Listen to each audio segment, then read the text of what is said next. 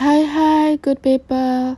Sebelum mulai jangan lupa ya untuk tidak skip iklan untuk membantu perkembangan YouTube channel ini. Terima kasih karena bantuan kalian sangat berharga bagi kami.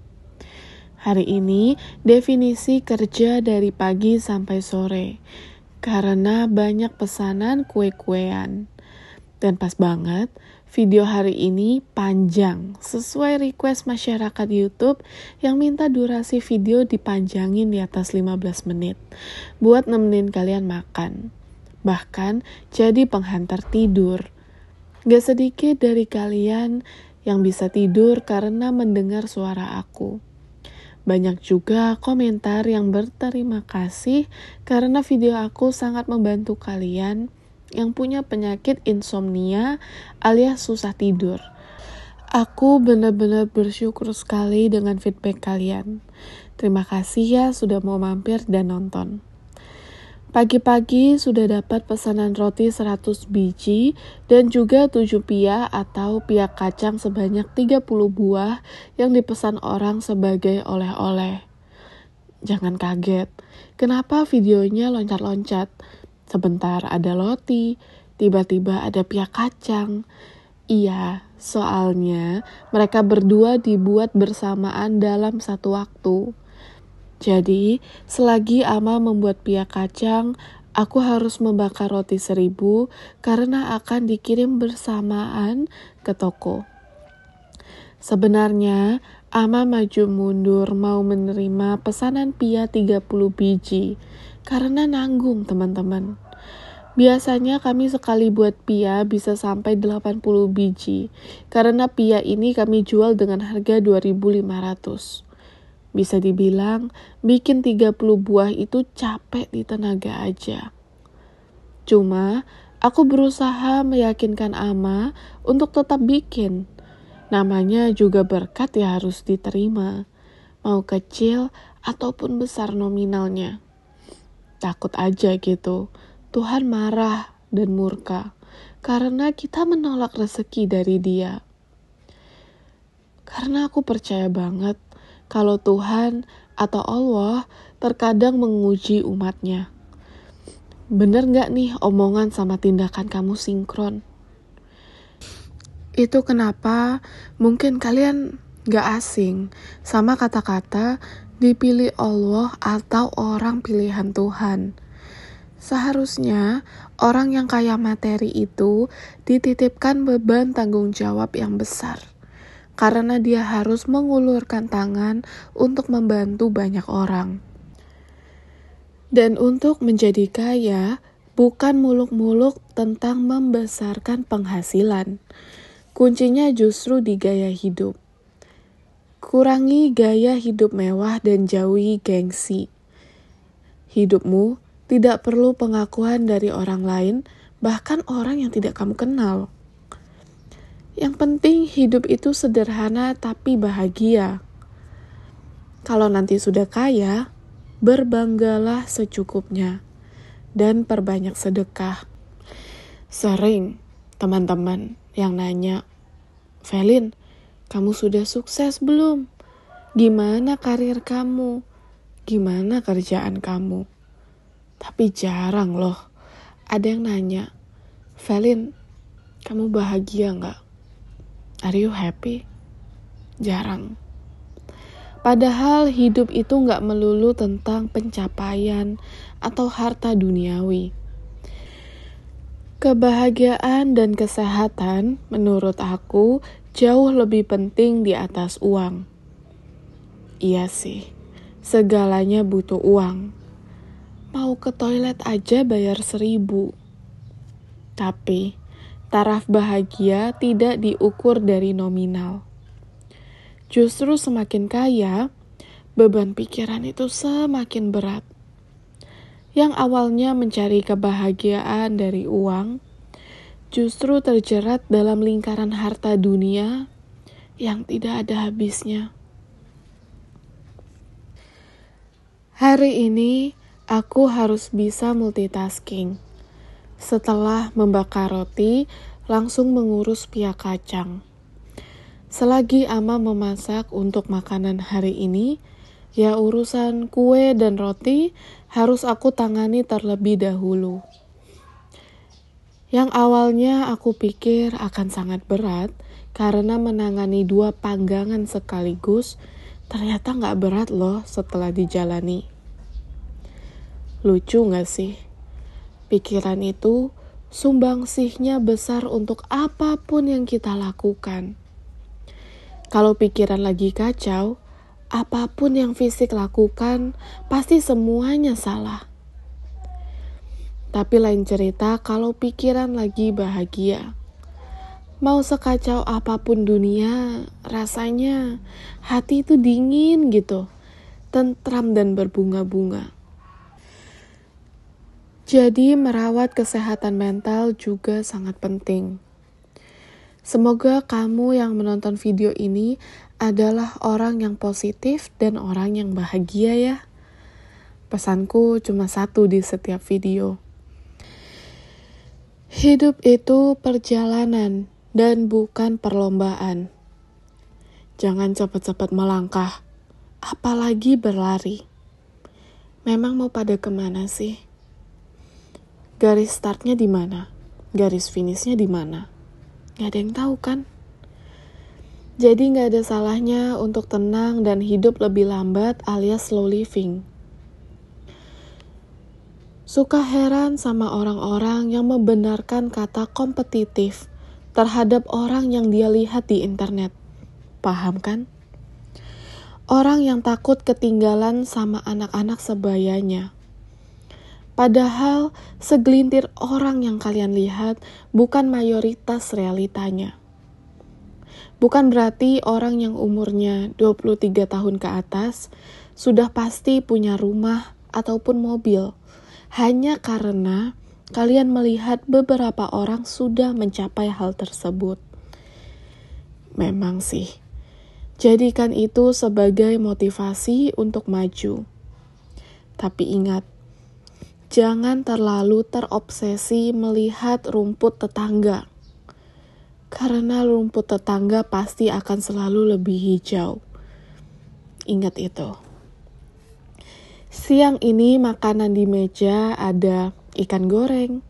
Lalu anak mantu Ama membawakan lawar dan juga tahu kering di balik kecap. Gak lupa ada cumi goreng, nasi putih dan juga sup kerang santan pakai mie bihun.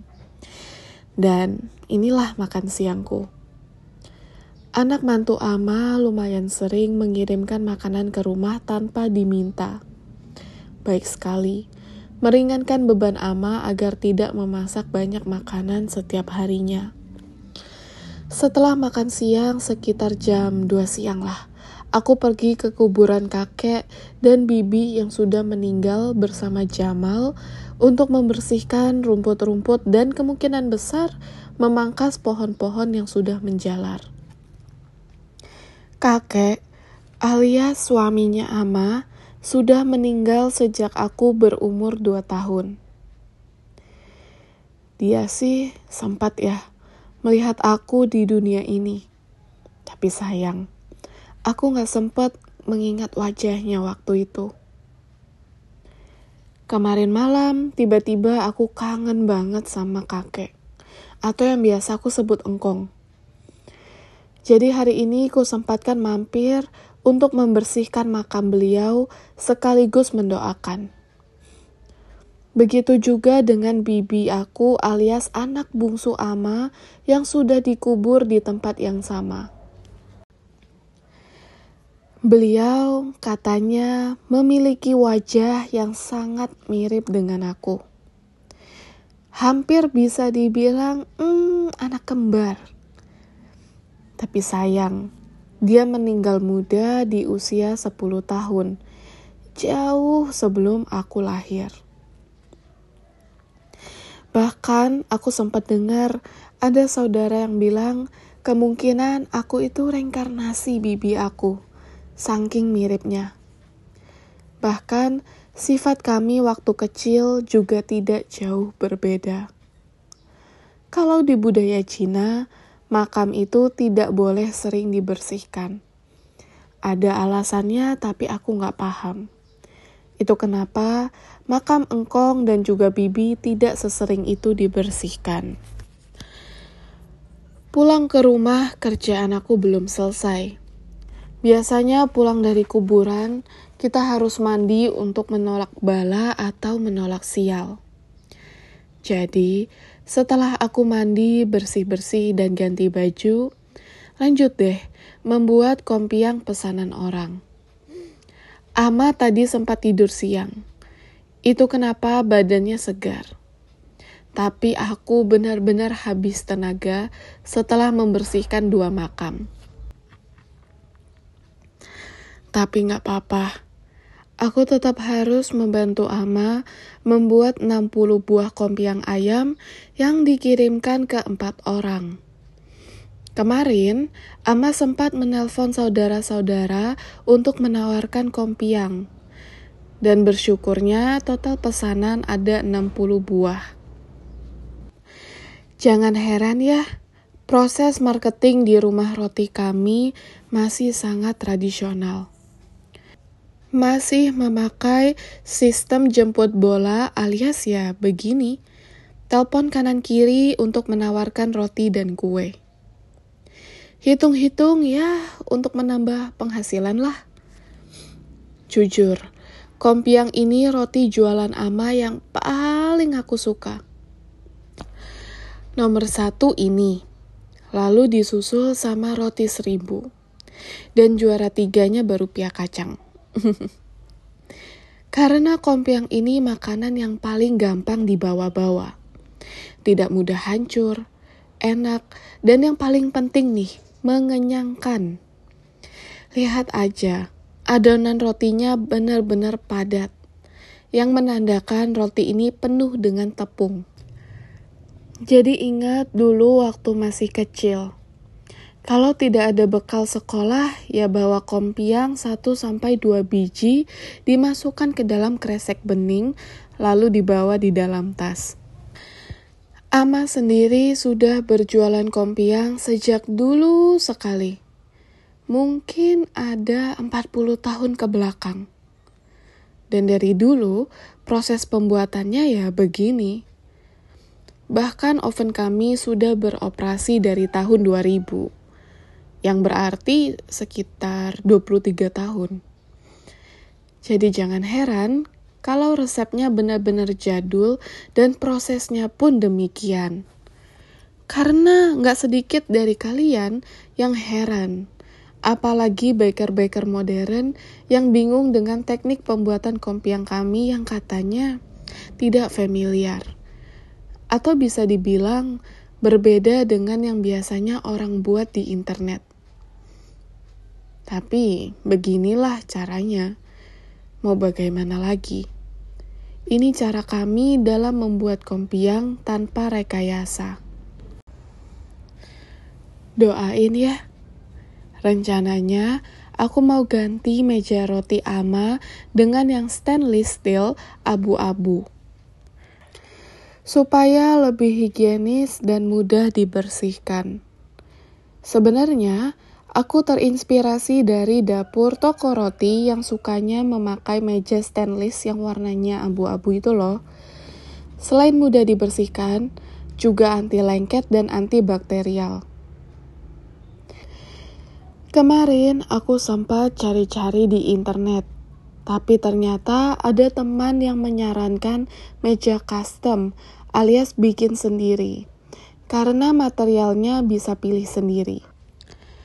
Nah, setelah bernegosiasi dengan si pembuat meja alias tukangnya, ternyata harga untuk satu meja itu 5 juta teman-teman.